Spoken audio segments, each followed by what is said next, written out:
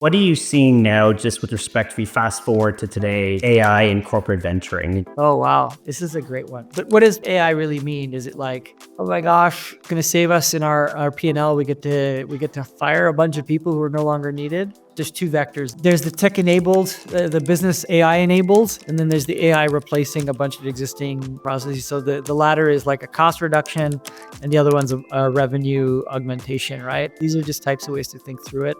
If we think about it in corporate context, it's augmentation or it's eliminate the humans. It's augmentation for now, right? And the elimination of the human isn't something that it's going to come from me. It's going to come from the customer saying, hey, let's use this augmentation to take cost out over here as well, repurpose people into something new.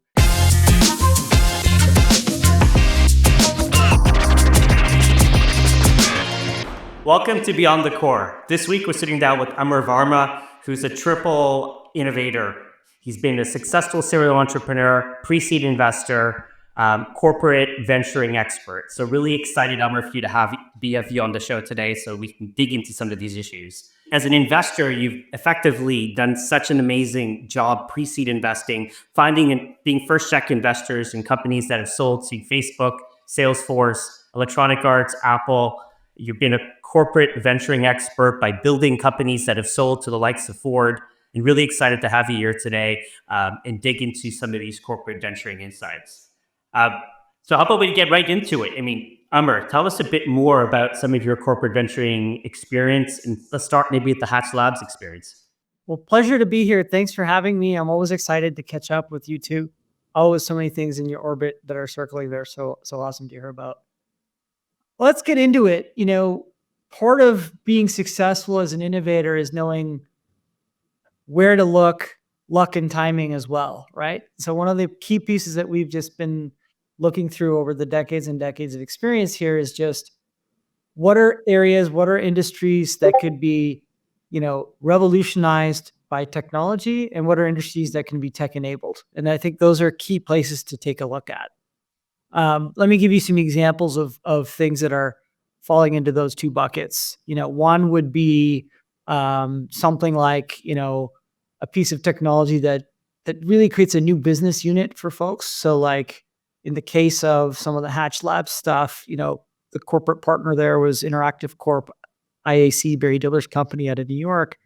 The mobile phone really created a new opportunity for them from web properties to mobile properties. And I think that was a big shift from a technology perspective. Tech enabled would be something more like, hey, let's use technology to make your existing business more efficient or augment some of the things that you're doing or create like a slightly varied business model for you. In the case of like an industrial company, you could go from just selling or leasing heating and air conditioning units to providing digital footprint, digital information, carbon emission, specific data for the use of the equipment that's tech enabled. So those are two types of categories that we look at quite often. On the Hatch Lab experience, maybe just, the date, like when did you start that? What was the intent behind Hatch Labs? Hatch Labs created some pretty well-known brands. So maybe you can just share a little bit about, how did that start and what was the mission of that with IAC as the sort of backer supporter?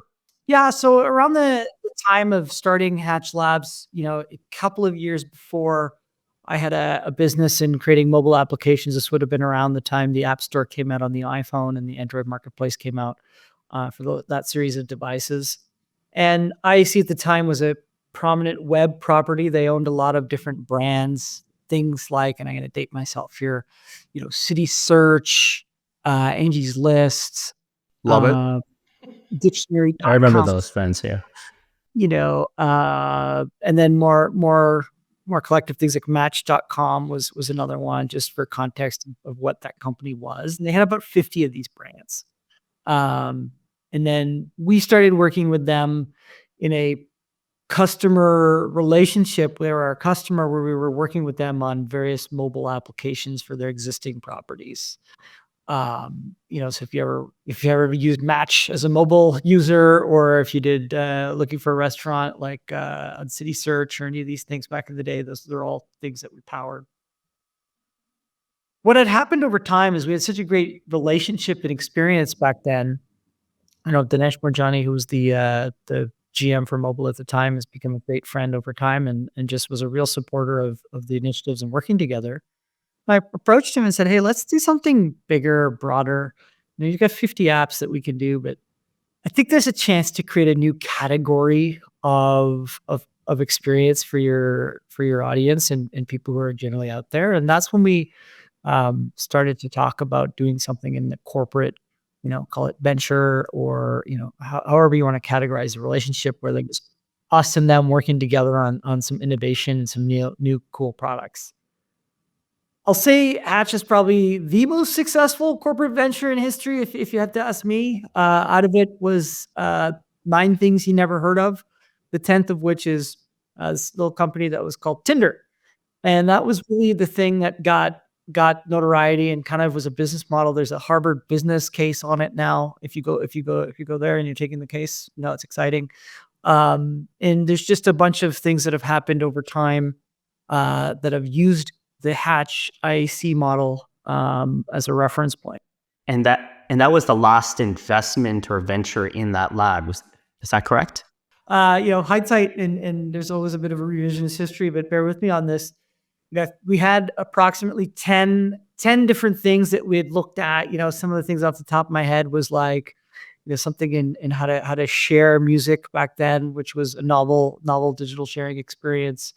Bookmarking ebooks, so collaborative social reading and understanding somebody's thought in a book at a certain point. And book is a point in time of looking at somebody's insights. And then when somebody reads it and reads a note, it's the same text that was read by someone else, leaving a different perspective, and you could kind of share those things over time. Long story short, none of them panned out. The 10th project was something in using your mobile phones to present coupons because they could detect you at a restaurant or at a location. That was kind of a cool, neat idea. There was this whole concept of presenting coupons and swiping them left and right. The coupon business didn't take off, but they had a chance to think through it again, and they came up with, well, what if we use this swiping left and right to match people and not restaurants and coupons? And the swipe right has become obviously a thing, and the rest is history on that.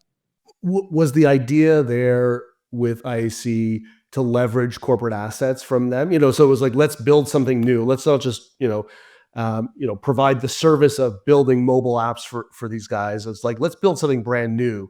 So was the thesis behind that or hypothesis, hey, we can leverage the assets they have, whether it's users, network, whatever the case may be, to try to scale, those 10 things you tried, to try to scale them up a little faster? Well, super interesting. So the initial thought was we would do something like that because it was like, it's linear consulting thinking, right? It's like, hey, like here's something you're very good at over here. Here are the ancillary things that touch it. And it's really easy. We could leverage this asset to give you something there and scale and distribution, right? And then it was, on paper, it made a lot of sense. But then we started thinking through it deeper. And we had a working session with Barry Diller himself. And, he kind of really encouraged us. And if you've ever dealt with Barry, his encouragement is very distinct and disruptive.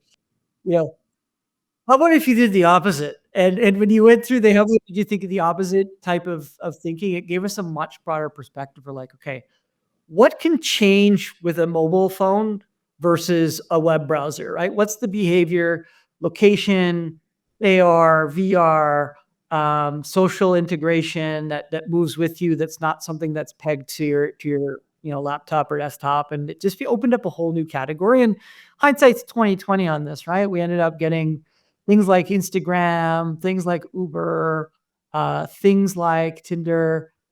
And at the time, Instagram had already happened. It had already started. Picture sharing was a big deal. Ride sharing had just emerged, but that wasn't tangential or core to their business. And it might have been the right one to go after because it was totally out there, but that was just a different era of what it was. And then we were working through different ideas that didn't exist before, and we weren't shackled by being the framing of of something that was there inside the So more you know, more disruption, like more maybe not. I don't know about disruption on business. Well, I'll ask, but it sounds like more. Hey, don't try to leverage what we're doing. Maybe disrupt or create net new. What about business model? Was it, geez, mobile phones, if they take off, the business model here of probably primarily ad based on web might get mucked up. We should maybe look at other ways of generating revenue. Was that part of it?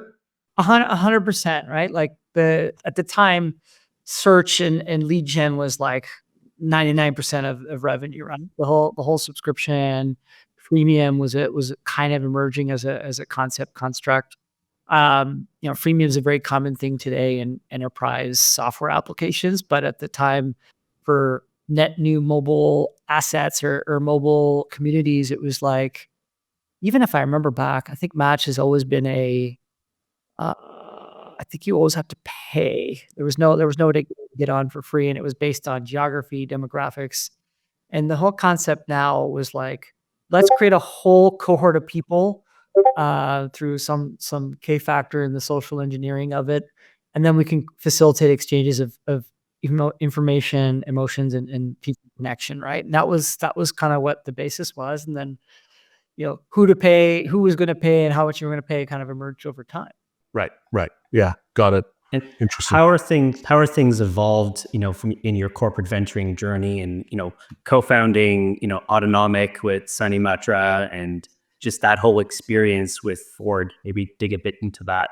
Yeah. How'd you get Yeah. into the car game? Like, Look, like that's the question. Like, How do we go from dating to cars? That's what we want to know. Yeah, look, I'll give you a quick history on myself to see you kind of have it. I did a degree in engineering, electrical engineering at Waterloo, and I moved to Silicon Valley when it was about silicon. I worked on GPUs, which were graphical processor units at the time, for graphics cards. That's just to age myself a bit. Pretty important. Pretty important. Pretty important today, given what's happened to those in terms of the AI revolution. And then I also worked on Computer Interface One, which some smart marketing folks walked in the room and called it Universal Serial Bus. So USB. We're now on USB letter C. As if I'm up to date on it, and it's still the same idea to connect peripherals. Very interesting. And then I have a career in software. I was a venture investor. I ran my own fund. This is now my 5th company that I'm running. And with right place, right time, had 4 exits and an IPO, and had a really, really good run as an investor. But the key in Ford was, the mobile apps company I had, Extreme Labs, was purchased by a company called Pivotal Software. Pivotal Software was, a cloud platform. And, I got to work for a guy, Paul Moritz, who's probably a pretty seminal figure in the history of tech in my book. He was I think the number 3 person at Microsoft. Steve Ballmer gets the job after Bill Gates retires and he leaves. I guess couldn't stay home and ended up running this small company called VMware through its heyday. And then Pivotal, we took Pivotal public, got bought again by VMware and Broadcom after. I ended up being the exec sponsor for various customers, and Ford Motor Company was one of them while I was at Pivotal. That became a 9-figure customer quite quickly for us. I got to know the folks at Ford pretty well, including parts of the family, and I had a pretty good insider view on what was the Ford Motor Company, an American icon. I don't think there's any more American company than that I can speak of. But what they were really good at, what their ambitions were, what they wanted to do, and at the time there was kind of this revolution happening of on-demand electrification and autonomous in the vehicle business, right? So on-demand was really, Uber was emerging, electrification, Tesla was emerging, and autonomous, there were various factions out there. Google had started. So there was those 3 vectors and pillars that really needed to be stood up. If you've been to Detroit, not a lot of people taking public transit that work at Ford Motor Company, right? So the on-demand capability was not as well understood. Electrification was like, okay, Bill Ford was very much behind it, but the rest of the company was like not struggling, but trying to understand, how does that fit? And in the autonomous piece, when you go from being a vendor, like a marketing wizard company that aggregates suppliers to, hey, we got to create like the human brains behind driving. Like that's a much different thing. And that's not something you order up on the, the tier one supplier like Bosch's website. You don't order an autonomous car. It's something far more. So I understood what was happening in the industry. I understood what we were working on at Ford. For Pivotal, we were working on car connectivity. So the first vehicles were coming out with modems. And all of a sudden I was, oh, this is like the flip phone moment for a vehicle, right? It's flip phone to smartphone. Now you have this ability to interface with the vehicle. And, I remember sitting there talking to some of the executive team about it. And they were like, oh, it sounds great. And they gave me this look. And I'm like, what's that look? Either they think I'm like making stuff up or it's so great. And they're kind of telling me it's really great. Somebody should do that. And it ended up being the latter. Could it be both? Could it be both of those looks? It's probably just both. Yeah. Probably both. I'm and again, revisionist history. It was probably 1%, 99%, if you had to ask me. But I said, okay, let's take this concept of connected vehicle and see what we can do. And Autonomic was born. It was a data streaming platform. Day one of the company, Ford was a customer. They wanted to become an investor, and kind of 10 months after starting the company, they announced they were going to connect all their vehicles to the internet. I remember I was like, oh, this is so great. And then I'm like, oh, they reminded me that was our platform. A month later, discussions with procurements came to a grinding halt. And I was like, what happened? Days later, I get a call to come to Dearborn and met with this new group of folks who were wearing suits. And they're like, I'm like, who are you all? They're like, we're the corporate development Mid-Ford Motor Company. I was like, okay. So this whole thing, they had to do a build versus buy and then a buy versus procure decision. And we came to a price, like Ted DiBiase says, everyone has a price. So we had a 11-month, 12-month life cycle of starting the company to exit. And had they invested? Amar, did they invest at the very beginning when you started the company? They had the intent to buy, not buy the company, intent to be a customer. Did they also invest? So they were on the cap table sort of day one? They got their way into the cap table. They're like, hey, we gotta also be an investor. And I was like, well, okay. So we had a pretty good arrangement with them in terms of like terms and all these other things. So it worked out quite well for all parties. And then now that platform was powering, I don't know, every vehicle that came out over the line, and Ford produced somewhere between 5 and 7 million vehicles a year. And, so there's like billions of signals going through it every day. And, the number one signal is door lock, door unlock. If you're to know these things, there's more sophisticated ones. And, it's truly allowed them to create applications with the vehicle that were otherwise unable before. So like, fleets and other things that have been really, really fun to unlock for them. As the exec sponsor, is there any kind of insights or hacks that you kind of learned through that experience? Because you're navigating so many different types of stakeholders, execs. I think one of the things companies trying to work on innovation projects with corporate ventures tries to do, they always have this like, I need to just get in the door so that I can be doing something. And that works in some cases, but I'll tell you what works even better. When you work with a company at scale, like, I don't know, Ford did 180 something billion last year in revenue, right? It's a company, and it's got, whatever, it's going to punch out 10, 12 billion. So there's a lot of cost in the system. 100 grand is a lot of money, but it's not a lot of money to them. So you kind of need to get engagement from people on the other side who are exec sponsors that have a threshold of like X, and you need them to commit X plus $1. So they have to go to their boss and justify to their boss that we're doing this thing.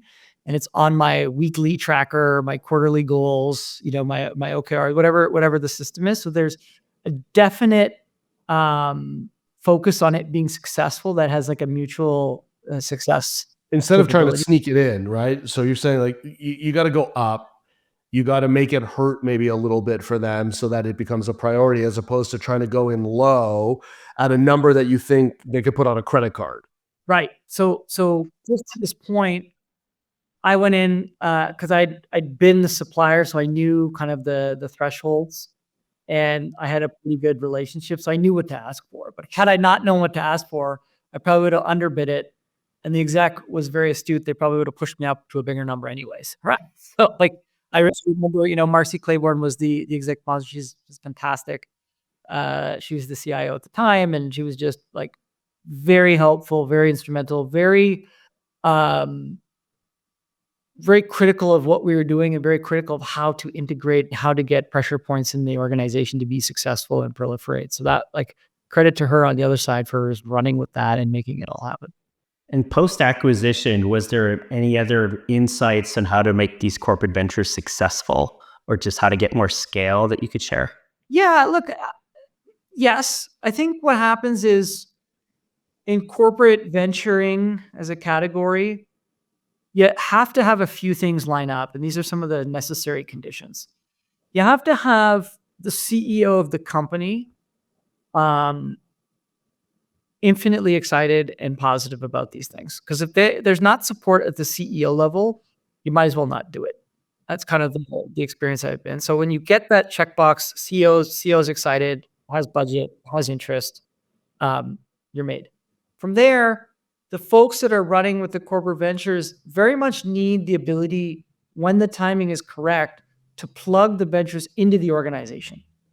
Because stitching together what's being done in a silo of a venture capability and then integrating it into a product line or a service offering or some kind of internal process is critical. Because if you get that, you've really made something that's a 10x improvement, either in product offering or something that didn't exist before, and that becomes the real big win. Yeah. Well, I remember when I was running product at Go Instant, which was acquired by Salesforce. We had exec buy-in, CEO, 100%. He was, Mark Benioff was the one who said, we need to buy this company because the tech is just so cool. It can be used in Sales Cloud. It can be used in Service Cloud. We didn't have the second thing, which was the integration. Like, we were in Node.js. Salesforce hadn't used Node.js. Like, at a technical level, we had to rebuild the platform a couple of times to try to integrate. And by that time, it kind of petered out. So you guys, you already had Ford as a customer, but it was only 10, 11 months. So a lot of this work had to happen post-acquisition of actually taking the tech and integrating it in to an actual car. That must have been painful. Yeah, without oversight and interaction and engagement by the senior leaders, you're not getting it. So that's one. And then never underestimate people's desires to have things as an agenda and have things in a negative context of an agenda, right? It's like, so-and-so has moved on or retired. I need an agenda. I need to burn down the house they built. So you're saying there's politics. There's some politics maybe involved in this experience a little bit. Yeah. There's a lot of politicking. There's a lot of like, well, that's somebody else's mark, not mine, right? They want their name associated with things at times. And, to each their own. I have a lot of opinions and comments on it, but like, getting the thing done is hard. Getting the thing to be, everlasting over time and becoming a long tail thing, which is like kind of some of the things that we've been able to do over time, is like really hard. Right? There's a bit of luck in there. Yeah. Now, inside of Ford, you ended up sort of co-creating FordX. So you were doing more than just integrating the company that you had built and sold into them. So you were trying to do other things as well inside of Ford, right? Correct. So the concept really was building off the experience with Hatch Labs and IAC Interactive Corp. Building off, Google had made a big deal out of Google X over, its time period. And, Ford at the time was like, we're battling market share in domestic markets. We're battling market share abroad. We're trying to grapple with electrification, and autonomy, right? There was just a bunch of things. But there were just a bunch of other possible elements to it. So like, I think other folks talk about this. I think I've seen Elon talk about this as well. It's like the reason it's very difficult to make a car company from scratch is the business itself usually relies on after warranty period parts. And what that means is you need to go through a period of time where cars roll off a warranty, which is usually, 4 years or something, right? So you need to get cars in market for 4 years and then, run through that 4-year cycle. So then you can start doing the maintenance of parts and replacement parts. In an electric vehicle, there's not a lot of that, right? I know, Ben, you have an electric vehicle, and so you're way fewer parts. There's just less parts. There's actually very little maintenance, and like that's part of the attraction, as far as I'm concerned, of EV. Is just like there's nothing to do. You rotate the tires and you're done.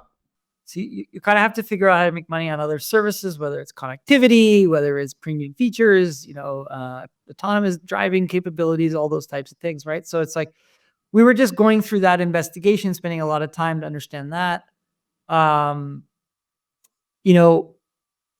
Ford, to its credit, has, I think, the second biggest franchise in America at the time, which, after iPhone, was the F-150. F-150 was the best-selling vehicle, not only in America, not only the best-selling pickup, not only the best-selling vehicle in America, it was the best-selling vehicle in the world until the Model Y took it over, if I have my data correct. And I think the numbers is something like, $40 billion a year, 25, 30 points of margin. Like it was a really impressive thing. What's super impressive is there is a cult following in this pickup market of like things, racks, lights, steppers, bumpers, accessories, winches. Like, you don't underestimate how every pickup truck needs a winch. I've never personally owned a winch, so I don't know. I can't imagine what that's like. And then how are those things available? Well, they're available on the website. Well, you know what else happened is e-commerce has really taken off.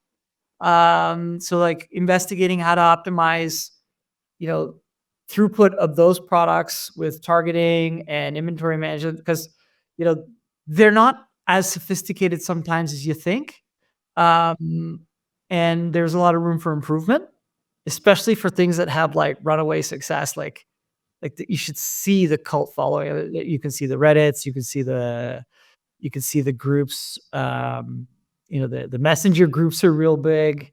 The email groups are real big. They have these annual or quarterly, seasonal like meetups where you can bring your vehicle, go on, if you're a track, you're off road, whatever it is, right? And kind of the thing that's special with Ford is each vehicle they have is an icon. They have like the Bronco now. They have the Mustang. I had the Ford Focus RS. It was like everybody had a thing on it on Instagram, right? It was just kind of really fun. So it's like there's this element of pride and ownership that exists, and kind of, did you get that new part? Did you get that thing? What's customized to your thing? And there was a huge market of that in aftermarket parts. Almost, if you go look at the balance, the profit, the P&L of some of these car businesses, it's like, they make, 5-7% margins every year. The F-150 was, call it, 10 points of margin.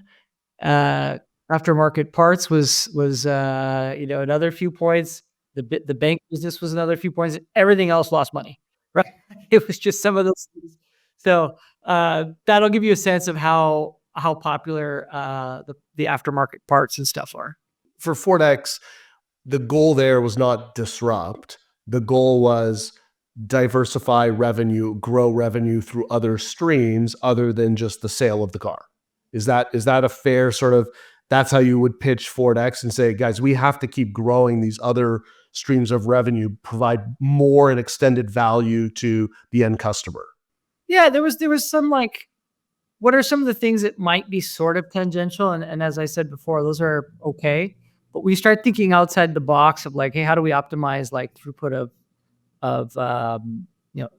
targeted marketing on aftermarket parts, which otherwise were inbound only. Like those, you start getting into different realms.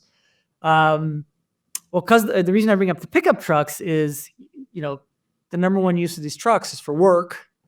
And the number one problem is you're on the job, you're doing work, and all of your tools, gear, supply is in the bed, and somebody comes and thieves you.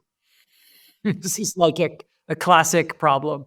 And so like one of the products that went to market was the whole monitoring system to make sure that the car, like the truck itself, had an aftermarket option, kind of like a Ring doorbell would be for your house. You'd get one of these for your truck, and it would take a look and make sure or if something happens, it alerts you, monitors you.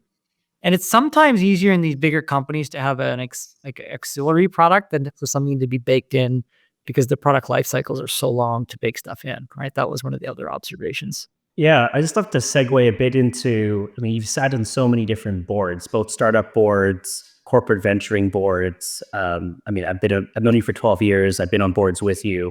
I'd love to get a bit perspective on some of the differences, and just especially on the corporate venturing side from your lens.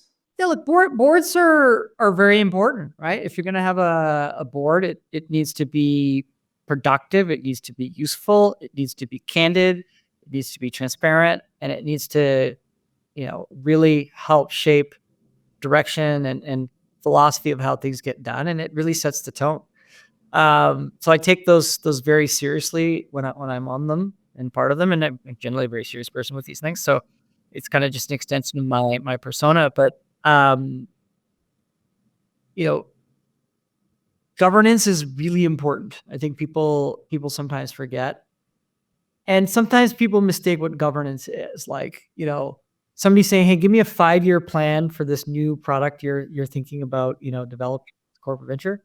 It's not government. Governance is government, right? Like that's the wrong take, right? Like instant, like, oh, I think you're missing the point of what we're doing here, right? Governance is like, hey, instead of your 5-year forecast, your idea that you don't understand, like, what are some of the areas that are helpful? What are some of the connections you need to make? What are some of the, the guidelines that you need to understand? What are some of the lanes you need to stay in? Like you want to really honestly be as helpful and productive as possible. And if you happen to have a product 0 to 1 mindset, you can dig in. Like I know you guys both dig in on different vectors and stuff, and sometimes the same vector and sometimes together, sometimes apart. Like I've seen it, and it's great. So it's really important to be able to know what you're being asked to do and how you're being asked to do it. And then you're also responsible for communicating with the corporation, right? And I think communicating with the corporation is super important, especially inside of a corporation where the venture is small in dollars compared to the overall budget. Because usually in big corporations, it's like, how many people work for you? What's your budget? And that's how people kind of do the pecking order. And if I were to think about that in context of like Hatch Labs and Tinder, it was ultimately the wrong way to look at it. Like Tinder upended the entire dating business, right? It was just like, whoa, that small little thing usurped this large giant that was there, right? So it was like, it's got to be mindful of the communication and priority. Because again, back to the CEO of the company, needs to be bought in. He or she needs to be very prominent, proud, and excited to know what's going on in there. Because without that support, you kind of get marginalized. Yeah, is that really the unlock here? Because like a couple of things. One is, 5-year plans for something where you don't even know what the idea is. I've lived it, we've seen it, pitch deck after pitch deck, or presentation after presentation. Look at my P&L, it makes perfect sense, but we know 0 to 1, it's never actually going to play out that way. So that feels kind of like an exercise in futility. And then the other one, which is, well, this thing is so tiny to begin with, the company is so gigantic, how do I get the air cover and support? Is the unlock really, as long as the CEO remains excited and keeps saying, keep going, keep investing, keep trying. I know this thing will not be $1 billion business in 6 months. Is that call it the secret? Or are there other things that you were doing or you saw that work to sort of get away from, guys, we got to just do P&Ls, or also just being told, I'm going to hire more people so that your team looks bigger, so your budget's bigger, so you're more important? Like, what else was there beyond just a CEO who's like, keep going, I love this? Yeah, knowing Yeah. Amar, I don't think he's hiring more people. It's No, not, yes. So there's a lot in there, but it boils down to a couple of very existential things. If you're involved in a corporate venture and you have the influence and you have the ability to connect and be useful inside the organization that way, that's super valuable, super important. And if it's not you, somebody in that group needs to have it. Somebody else needs to be able to, say, hey, this is like a young opportunity, like a child that needs nurturing, it needs education, it needs pampering, and over time it'll start to blossom and grow. Don't step on it, because it's easy to step on these things. And in the context of the Hatch Labs IAC, Dinesh was there. He understood to navigate the organization. He had been there, but he ran into people who were, maybe not always on his side, and having air cover of Barry Diller to fix those or solve those or communicate those was infinitely valuable. Then in terms of the Ford Motor Company situation, you need that executive that's able to get people on board for a direction or a decision, or is able to tell no. That saying no is also equally important sometimes, to be like, that's not what we want, that's not what we need. And it has to be something on their scorecard, back to their OKRs or some kind of, they're trying to get promoted, right? Like at this level, these people are probably gunning for a C-level role, or if they're already a C-level role, they're gunning for the job, right? So make it personal. Make it important that if it's successful, that they're going to get that jump or next jump, or they're going to get pulled by leadership to be like, this person really knows what they're doing, and we need them in this organization at a higher level. And what are you seeing now, just with respect, if we fast forward to today, just AI and corporate venturing, and just some insights, perspectives of how we build and fund for the future? Oh, wow. This is a great one. Okay. So there's a lot in here. I know we're today's February 7th, 2025. Last week was the DeepSeek week. DeepSeek's been out for a period of time already, last year calendar wise, but people really got their heads around it early last week. So there's a lot, but what does AI really mean? Is it like, oh my gosh, it's going to save us in our P&L. We get to fire a bunch of people who are no longer needed. There's two vectors. There's the tech enabled, the business AI enabled, and then there's the AI replacing a bunch of existing processes. So the latter is like a cost reduction, and the other one's a revenue augmentation, right? So these are just types of ways to think through it. I feel like for a while people have been like, let me sprinkle some AI sauce. It's not really sprinkling AI sauce. It's really fundamentally thinking through what can be driven with AI.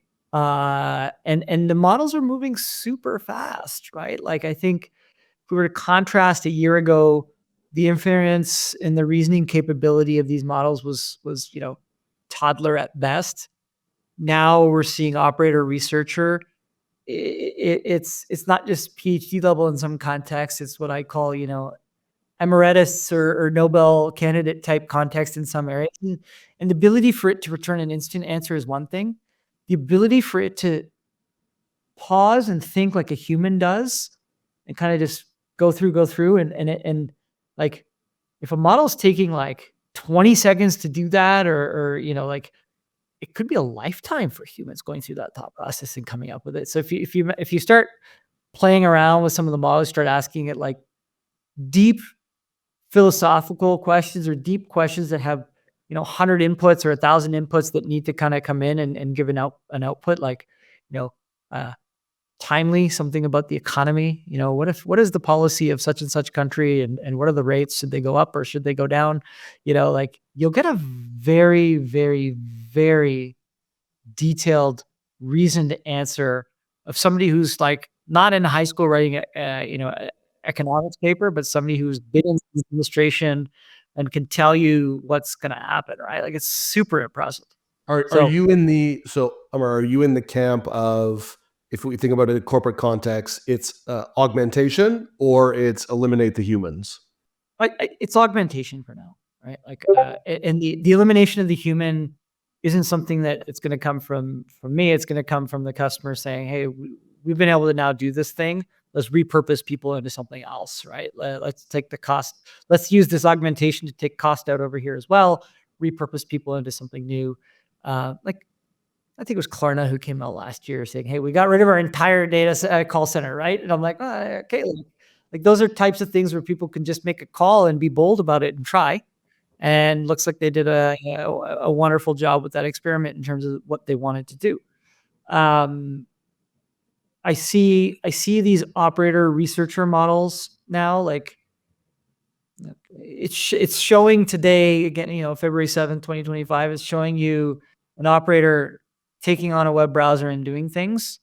You know, how, how long till that's just API driven, and how long and we don't see it, and we can't see a record of it, and it just happens, right? Like, um, you know, it's it's it's gonna happen sooner than we think. And what I'm really hoping for is that it's being used for productive things, right? Like this is kind of the excitement, but you can't really, once the cat's out of the bag, you can't tell people do this, don't do that. You can't regulate this stuff that way. Americans tried through executive orders in the last administration, and that didn't help, in my opinion.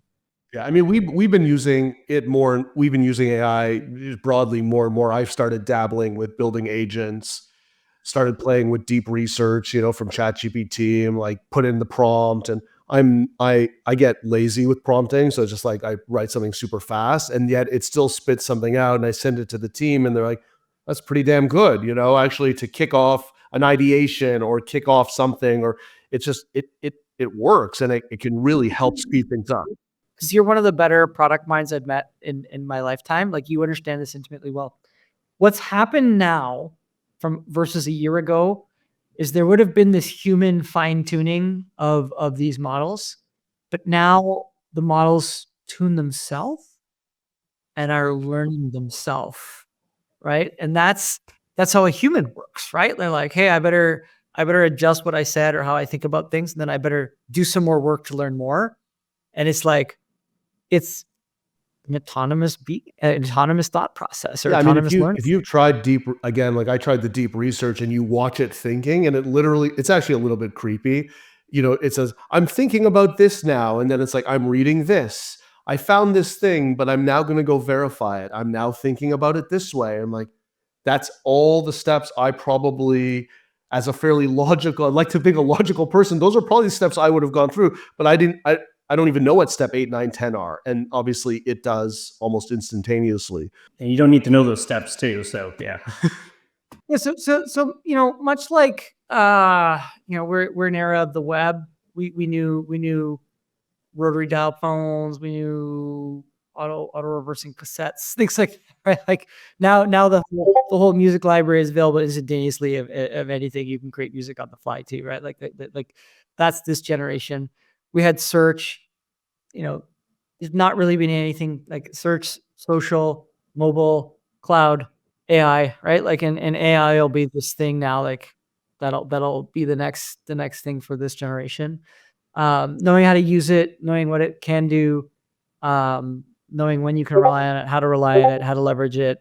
That's going to be the augmentation piece that people have been looking for, right? I And think it's still that's early days too for companies. We're working with companies that are, of course, using it, testing it out. I think it still makes a lot of folks very nervous. I think that's okay, but big companies could genuinely use some of this technology to speed up their innovation. If we always say, "Hey, startups are always going to be faster than big companies," I don't know that I think we would all agree on that. And startups will use the stuff faster, so maybe that'll just accelerate them. But big companies could actually leverage some of this tech to speed up their innovation processes. you all did. I think you all did a one with a beverage company collaboration. Yeah, And I'm always like, how do they come up with new flavors? It's always like a test group, there's some process to doing that, right? That doesn't need to be a human defined process anymore. You can be like, hey, which flavor should we launch, which markets? Right? Like you could instantaneously get an answer for that. How do I roll it out? Right? Like, and you can quickly adapt and learn and understand if it's correct. Like I think, if you ever go to the Coca-Cola Museum in Atlanta, you'll see the global brands of Coca-Cola across all the globe. And as you travel, you see these products. It's super interesting, right? Like it took decades and now you could do it in an hour. I think there's also this new opportunity that we're seeing, which is in the corporate venturing side, that, as a traditional VC, you're really investing only 1% of the things that you're seeing. And now it's giving a lot more courage to kind of experiment, to go through that validation process a lot faster, to maybe hopefully build more corporate ventures. And so back to your point earlier of just repurposing kind of the talent in the venture building process, I think it becomes also an interesting unlock. Yes. We only ask questions where the answer is yes or no. That's the podcast is called Yes or No. So there you go. Swipe right, swipe left. Yeah. I think it's worth to actually highlight a bit now, Amar, just on the latest venture that you're building. I think it has a lot of applications, specifically with respect to building private startups, corporate ventures, corporate VCs. So maybe talk a little bit about Mantle. Yeah, so Mantle is my current company. Like I mentioned, my fifth, and it's really a culmination of experience of a lifetime. Having been involved in technology as a lifetime. Private companies, private funds over decades. So Mantle's really a platform that helps manage, track investments in private assets, whether they're investments in companies, investments in funds, and really gets your handle around it. Because if you do it at scale, it gets unwieldy real fast. And there hasn't been, in my opinion, software that was built for the modern era that really does this. And that's been the opportunity we've hit on. Oh, that's fantastic. And talk a bit about how you're seeing the uptake also with respect to corporate VCs. Again, one of the challenges a lot of corporate VCs have specifically is how do you manage all these small equity bets? And that's been a huge barrier for them to participate often. Yeah, by coincidence, some of the people who have worked with me over the years have all taken prominent corporate venture roles. And so I've had the ability to watch this from a front seat and kind of being close friends and seeing it. And some of them just knocked the cover off of it. It did such a great job. And in the mind of Treasury and the CEO, it was in this person's head. And this person's like, well, I get hit by a bus tomorrow. It needs to be somewhere. It needs to live somewhere. It needs to be a record that somebody can pick up and take and do stuff with, right? So that's been a lot of the challenge, especially as you go from like one-off to like, okay, we've got 10 plus dozens. Like, I think one of the more prominent ones would have been Cisco back in the day. Then Google ended up doing it at SIP scale. And now everybody in technology seems to have their hands in a bunch of different investments and stuff like that. And, do they live in Treasury? Do they live on the balance sheet? Do they live off? Like there's just a bunch of things. And when you're at scale, this gets to get rolled into some kind of corporate, accounting policies, rules, and you can't muck around with it, right? So it's really important to have organization, structure, know the list of the assets, know the cost, know the fair market value, and then knowing underneath what's happening in each of them as the core tenet is just you can't work otherwise. You shouldn't work otherwise. And we've seen that's been one of the barriers even to start. It's exactly to those points. And it's not just managing it, is what's that fair market value, right? And I think the compliance around it, the risks associated with it. So I think what you're building right now, not just for startups, but also for corporate venture leaders, I think is really instrumental.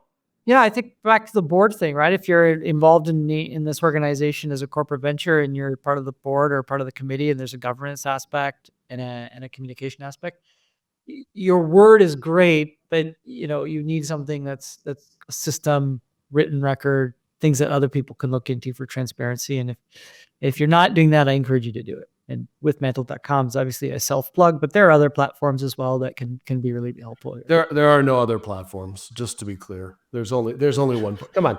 We're allowed to say that. We know there are other platforms, but we know Mantle's a good platform. So And our portfolio is on it, so that's just There you speak go. volumes right there. Well, Thank look, you. Amar, really appreciate the time, the support. You were one of the first investors in Highline Beta. You've been there for the whole entire journey. You helped us both on the startup side, but also the corporate venturing side. And I'm sure we're going to be co-creating more with you in future. Well, great. I can't believe we're already at time. That's a thing. Okay. Well, look, I will finish with this. I've enjoyed our relationship since day one. Ben and I have known each other a lifetime, and as well. And it's just like I love what you all are doing. I love how you're working with industry to really come up with these innovative, not just ideas or concepts, but getting people to think about innovation. Because it's like I hear this zero cost budgeting thing a lot, and I'm like, no. You got to think about it in like, what's a 10x return on that dollar? Let's turn these $5 off. Let's put $5 to work on something that gives 50 in return, right? Like this is kind of the mindset that you're all working through, which I think is hugely important. And I think how corporations will work going forward. turning 5 into 50 is pretty good. I could do that all day long. That would be all right. Thanks, Amar. Cheers, guys. Thanks. Cheers.